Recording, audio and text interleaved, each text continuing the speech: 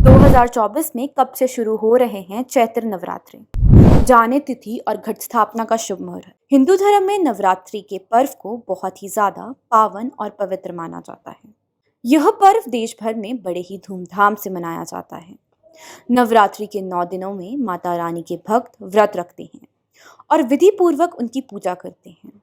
इसके अलावा नवरात्रि के यह पावन दिन शुभ कार्यों के लिए बेहद ही उत्तम माने जाते हैं।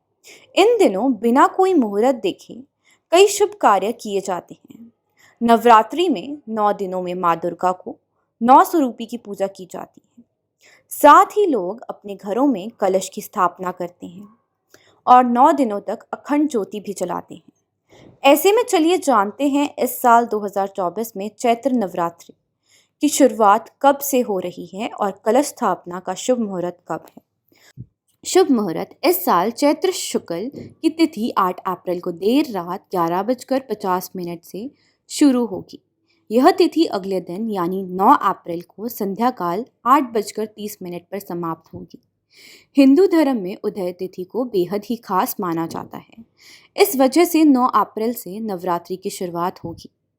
घट स्थापना का समय 9 अप्रैल को घट स्थापना का समय सुबह 6:02 से लेकर 10:16 तक है।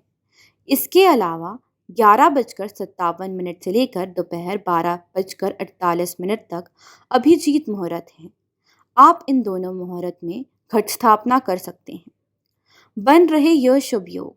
चैत्र नवरात्रि के पहले दिन अमृत सिद्धि योग का निर्माण हो रहा है।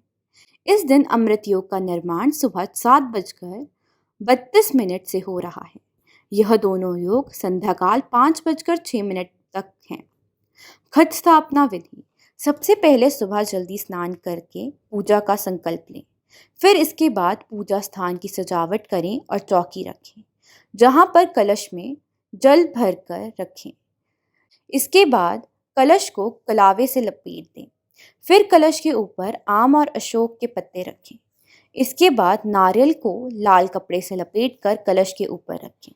इसके बाद धूप दीप जलाकर माँ दुर्गा का आवाहन करें और शास्त्रों में माँ दुर्गा की पूजा उपासना की बताई गई विधि से पूजा प्रारंभ करें। पर्व को बहुत ही महत्वपूर्ण माना जाता है। मान्यता है कि इस दिन 9 दिनों में माँ भगवती की उपासना करने से साधक की सभी मनोकामनाएं पूरी होती। मान्यता है कि चैत्र नवरात्रि की प्रथम दिन ही माँ भगवती सृष्टि के उद्धार के लिए प्रकट हुई थी और उन्हीं के कहने पर ब्रह्मा जी ने सृष्टि की रचना की। इसलिए 9 दिनों में पूजा पाठ करने से व्यक्ति को सुख, समृद्धि, ज्ञान और अर्थ की प्राप्ति होती है।